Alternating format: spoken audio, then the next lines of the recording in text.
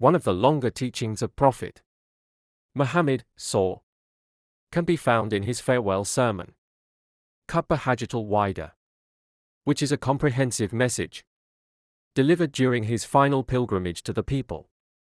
O people, listen to me in earnest. Worship Allah, perform your 5 daily prayers, fast during the month of Ramadan, and give your wealth in zakat. Perform Hajj if you can afford to. All mankind is from Adam and Eve.